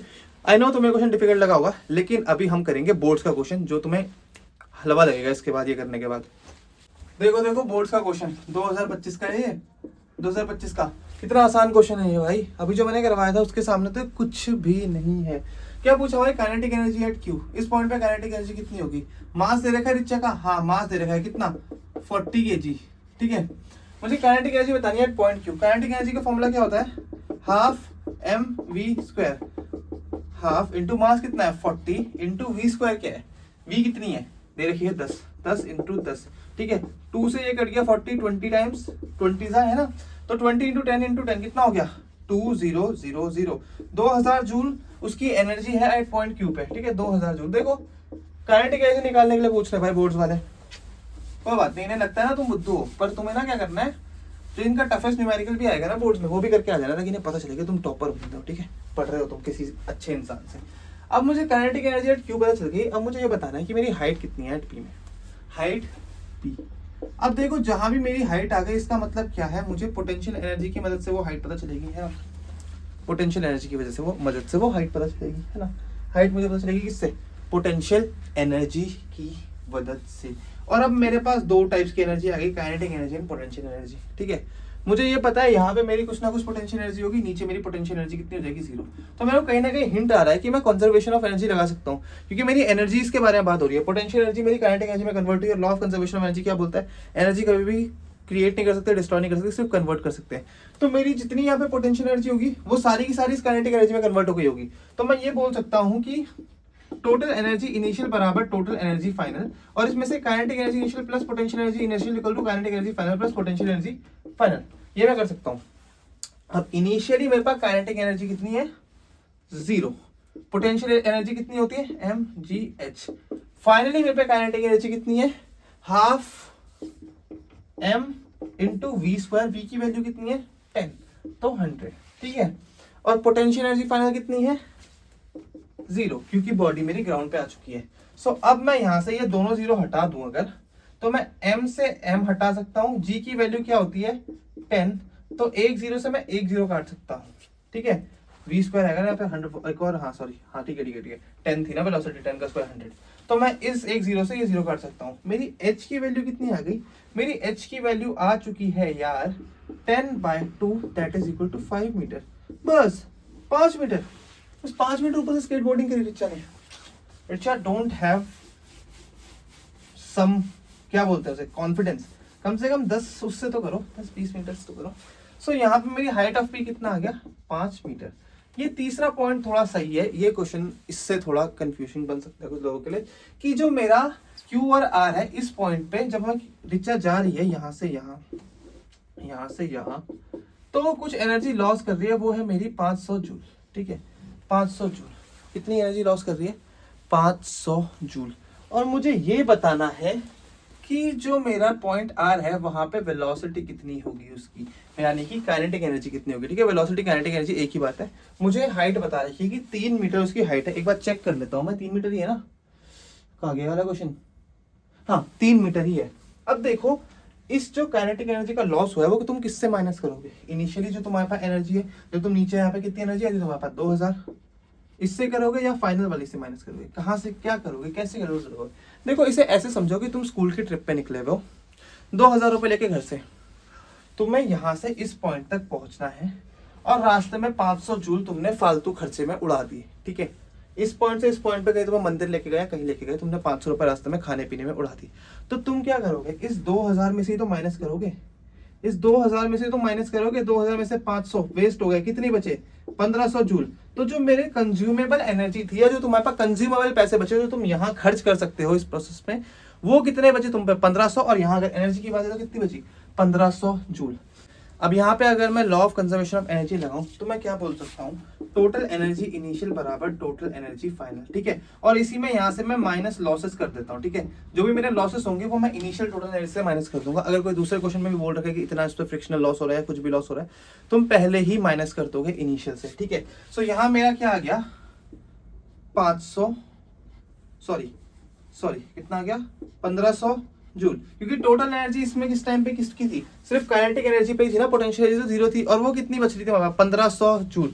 सो मेरे पास इनिशियली टोटल एनर्जी कितनी आ गई 1500 जूल। फाइनल में देखते हैं क्या होगा, फाइनल में मेरे पास काइनेटिक एनर्जी कितनी होगी, हाफ mv², और यही पूछ रखी है तो इसको मैं काइनेटिक एनर्जी मान लेता हूँ सीधे, काइनेटिक एनर्जी फाइनल प्लस क्या होगी इस पे पोटेंशियल एनर्जी होगी, हाँ होगी, क्योंकि 3 मीटर ऊपर है वो जमीन से, है ना। तो यहाँ पे कुछ पोटेंशियल एनर्जी भी होगी जो होगी mgh। मास कितना है 40, एक्सेलरेशन ड्यू टू ग्रेविटी 10, और हाइट कितनी है 3। सो ये क्या आ गया 1500 बराबर काइनेटिक एनर्जी फाइनल माइनस तो प्लस 400 इंटू 1 इंटू 3 4 0 12 1200 जूल। यहाँ से फाइनल काइनेटिक एनर्जी की वैल्यू क्या आ गई 300 जूल, है ना। 1500 माइनस 1200 कितना आ गया 300 जूल। सो ये भी एक आसान सा क्वेश्चन था। आई होप तुम्हें क्वेश्चन समझ में आ रहे होंगे यार। ऐसे क्वेश्चन तुम अभी धीरे धीरे करके प्रैक्टिस करो, है ना। जब तुम्हारे पेपर के 2-3 दिन बचे हुए होंगे या जब तुम्हारी छुट्टियां पड़ेगी 6 दिन की, वहां पे हम प्रैक्टिस करेंगे बढ़िया बढ़िया और बहुत सारे क्वेश्चन। अभी तुम सिर्फ बेसिक फॉर्मूला एप्लीकेशन सीख लो, प्रैक्टिस बाद में। अभी अगर तुम प्रैक्टिस करने बैठ जाओगे ना तो 3 दिन के तो तुम 30 दिन में प्रैक्टिस ही करते रह जाओगे। तो अभी तुम सिर्फ फॉर्मूला एप्लीकेशन सीखो, अगली बार हम प्रैक्टिस और अच्छे से करेंगे, ठीक है। अभी तुम पे और सब्जेक्ट भी है पढ़ने के लिए, उस टाइम पे हम पे सिर्फ फिजिक्स होगा 6 दिन के लिए, तो हम 6 दिन फिजिक्स में निपटाएंगे अच्छे से। सो इस क्वेश्चन को तुम नोट डाउन करो, एक लास्ट क्वेश्चन कर रहे हैं फिर रैप अप करते हैं। देखो ये क्वेश्चन भी आया था हमारे पास 2024-25 में ही आया था, ठीक है। ये क्या बोल रहा है कि मेरा ना एक ये ऐसे कॉन्फ़िगरेशन की 2 पहाड़ियां हैं, एक पहाड़ से मैं मार्बल को छोड़ रहा हूं और मेरा एक जो रास्ता है वो फ्रिक्शनलेस है, दूसरा रास्ता मेरा रफ है। मुझे ये बताना है कि मेरे कौन सी पहाड़ी से, ठीक है, कौन सी पहाड़ी पे श्योरली मेरा जो मार्बल है वो पहुंच ही जाएगा दोनों तरफ, ठीक है। कौन सी पहाड़ी पे पहुंच जाएगा दोनों में से, ये मुझे बताना है, ठीक है। अब मुझे ये पता नहीं चल रहा है कौन सी पहाड़ियां हैं जिसमें लोग ये मार्बल फेंक के चेक करते हैं, भगवान जाने भाई। आज तक मुझे समझ में नहीं आया ये पहाड़ियां आती कहां से हैं इन क्वेश्चंस की। पेड़ नहीं होंगे यहाँ पे, पेड़ से रुक के तो मार्बल कंचा रुक जाएगा, ये भी तो तुम सोच रहे होंगे ना। मैं भी ऐसे ही सोचता था, पर हमें ये नहीं सोचना होता, हमें ये सोचना होता है कि इसके पीछे का लॉजिक क्या है ना। हमने बना दिया पहाड़ ऐसा, हमने सारे पेड़ काट दिए, डिफॉरेस्टेशन करती है ना। एक क्वेश्चन सॉल्व करने के लिए हम पेड़ काट देंगे, इतने बुरे हम नहीं है सर, इसीलिए हम ये क्वेश्चन सॉल्व नहीं करेंगे, क्योंकि इसमें हमें डिफॉरेस्टेशन करना पड़ेगा। ऐसे सोच रहे हो? नहीं, गलत बात है। क्वेश्चन दिया है तो सॉल्व करो, नंबर आएंगे तभी तो तुम कुछ अच्छा कर पाओगे। सो पहली चीज पूछ रहा है कि which will surely reach the next peak, ठीक है, अलॉन्ग विच पाथ, पाथ 1 या पार्ट 2, किससे वो श्योरली नेक्स्ट पीक पहुंच जाएगी। देखो हमें law of conservation of energy पता है, kinetic sorry law of conservation energy क्या बोलता है कि टोटल एनर्जी इनिशियल बराबर टोटल एनर्जी फाइनल है। यहाँ की हाइट कुछ h है, इसकी हाइट भी h है, ठीक है, इसकी हाइट भी क्या है, h है। तो अगर मैं पाथ 1 की बात करूं, ठीक है, उसमें अगर मैं law of conservation of energy लगाऊं, ठीक है, तो टोटल एनर्जी इनिशियल बराबर टोटल एनर्जी फाइनल, ठीक है। पाथ 1 क्या है मेरा, फ्रिक्शनलेस, फ्रिक्शनलेस मतलब उसमें कोई भी फ्रिक्शन एनर्जी लॉस नहीं हो रही होगी। सो मेरी जो टोटल एनर्जी इनिशियल है जिसे मैं mgh मान लेता हूँ, वो फाइनल mgh के बराबर हो जाएगी। यहाँ से मुझे ये पता चल गया कि जो मेरी तो दोनों हाइट है वो दोनों सेम आ जाएंगी, ठीक है, क्या आ जाएंगी, सेम आ जाएंगी, ठीक है। सो ये मुझे तो पता चल गया कि पाथ 1 से श्योरली मेरी जो बॉल है वो ऊपर पहुंच जाएगी, क्योंकि यहाँ ऊपर हाइट h पे जाने के लिए भी उसे उतनी एनर्जी चाहिए जितनी एनर्जी इसके पास यहाँ पे है, जो कि क्या है उसकी पोटेंशियल एनर्जी। अगर मैं यहाँ पे पाथ 2 की बात करूं तो यार पार्ट 2 बोल रहा है, पार्ट 2 में फिक्शन है, रफ है वो। तो यहाँ अगर मैं total energy initial minus total energy final वाला कॉन्सेप्ट लगाऊंगा, equal to total energy final वाला कॉन्सेप्ट लगाऊंगा, तो मुझे कुछ ना कुछ वो देखना पड़ेगा, फ्रिक्शनल लॉसेस। तो यार टोटल एनर्जी इनिशियल है ना, उसमें से मुझे माइनस करना पड़ेगा कुछ लॉस जो कि टोटल एनर्जी फाइनल के बराबर होगा। तो यहाँ देखो जो ये मेरे लॉसेस हो रहे हैं ना, इनकी वजह से मेरी जो इनिशियल एनर्जी है उसमें से मेरी एनर्जी कुछ लॉसेस कंज्यूम कर रहे हैं। सो जो मेरी फाइनल एनर्जी होगी वो भी कुछ कम होगी। अगर मेरी फाइनल एनर्जी कम है तो मेरी हाइट भी कम होगी, क्योंकि फाइनल में सिर्फ पोटेंशियल एनर्जी तो है, ऊपर जाके रुकना तो है, बॉल को नीचे से आके ऊपर रुकेगी, वेलोसिटी में जीरो हो जाएगी, सिर्फ पोटेंशियल एनर्जी ही बचेगी। अब जब मेरी इनिशियल टोटल एनर्जी से मैंने कुछ लॉस कर दिया, ठीक है, कुछ लॉस कर दिया, तो भाई मेरी पोटेंशियल एनर्जी भी तो कम होगी, है ना, क्योंकि फाइनली मेरे पास सिर्फ पोटेंशियल एनर्जी है। जैसे सपोज देखो टोटल एनर्जी इनिशियल सपोज मान लो मेरे पास 1000 जूल है, ठीक है, लॉस में मैंने कितने 200 जूल मान लिए, 200 जूल मान लिए, ठीक है। तो मेरी जो टोटल एनर्जी फाइनल होगी वो कितनी हो जाएगी, mgh, ठीक है। मास मान लिया मैंने 10 किलो की बॉल है, ठीक है, 10 × 10 × h। अब मेरे 200 में से ये गया तो 800 इक्वल टू 100 h। यहाँ से h की वैल्यू कितनी आ गई, 8, ठीक है, 8 मीटर। इसे मैं न्यूमेरिकली भी तुम्हें करके समझा दे रहा हूँ। अब अगर मेरे पाथ 1 की बात करो जिसमें मेरे पास लॉस नहीं है, वहां क्या होगा, mgh जो इनिशियल पोटेंशियल एनर्जी है वही mgh के बराबर होगी। इनिशियल मेरे को कितने दे रखी थी, कितनी दे रखी थी, 1000 जूल, 1000 जूल बराबर mgh। यहाँ से कितना हो गया, mg की वैल्यू कितनी आई थी मेरे पास, 100 आई थी, 100h बराबर वो 0 से 0 कटा, 0 से कटा, हाइट की वैल्यू कितना आई, 10, ठीक है। समझ पा रहे हो तुम ये बात है कि जब मेरे पास लॉसेस हो रहे हैं तो मेरी हाइट कुछ कम अचीव हो रही है, ठीक है, और जब लॉसेस नहीं है तो मेरी हाइट ज्यादा अचीव हो रही है। सो 100% चांस ये है कि जब मेरी बॉल फ्रिक्शनलेस पास से जाए तो उसमें कुछ एनर्जी का लॉस नहीं होगा, तो जितनी एनर्जी यहाँ है उतनी यहाँ पे रहेगी और मेरी बॉल पूरी हाइट एस तक पहुंच जाएगी। जबकि पार्ट 2 से जब मैं जाऊं तो यहाँ पे मेरी कुछ एनर्जी कंज्यूम हो जाएगी, मेरी फाइनल पोटेंशियल एनर्जी कुछ कम होगी, तो मेरी हाइट भी कम होगी, ये इसका क्रक्स है, ठीक है। सो जो हमारा पाथ 1 है उससे तो हम श्योरली नेक्स्ट वीक पहुंच जाएंगे। दूसरा क्वेश्चन ये पूछ रहा है कि किस पाथ में मैकेनिकल एनर्जी कंजर्व्ड है या लोकोई वैलिड है। लोकोई क्या होता है? Law of conservation of energy. अब देखो, law of conservation of energy एक लॉ है जो बोलता है हम पूरे ब्रह्मांड में कहीं एनर्जी नहीं बना सकते, ना कभी डिस्ट्रॉय कर सकते। ठीक है, सो कोई भी पाथ हो, कुछ भी करो तुम, एनर्जी तुम नहीं बना सकते ना डिस्ट्रॉय कर सकते। So law of conservation of energy तो हमेशा वैलिड होगा, चाहे कुछ भी हो जाए, ब्रह्मांड फट जाए, न्यूक्लियर फिनोमेना हो जाए, कुछ हो जाए, law of conservation of energy valid होगा। ठीक है, दूसरी बात आती है हमारी मैकेनिकल एनर्जी कंजर्व की। तो यार लॉ ऑफ कंजर्वेशन एनर्जी यही तो बोलता है कि टोटल एनर्जी कंजर्व रहेगी। सो अगर मैकेनिकल एनर्जी वैलिड है, law of conservation energy valid है, तो मैकेनिकल एनर्जी कंजर्वेशन वैलिड है, तो 1 और 2 दोनों में ये हमारे वैलिड होंगे। That's enough for today. बहुत पढ़ लिया, अच्छा हुआ पढ़ लिया 2 चैप्टर। ठीक है, फाइनली 2 चैप्टर कर रहे हैं हमने आज। ठीक है, अब इनको रिवीजन करना, नोट्स ले लेना, पूछ दो जो कुछ पूछना है, टेलीग्राम में आके पूछ लो। गला दर्द हो गया मेरा, तुम भी अब ऐसे ही मेहनत करके पढ़ाई करो जैसे मैं तुम्हें मेहनत करके पढ़ा रहा हूँ। ठीक है, all the best for your exams और कीप स्टडिंग।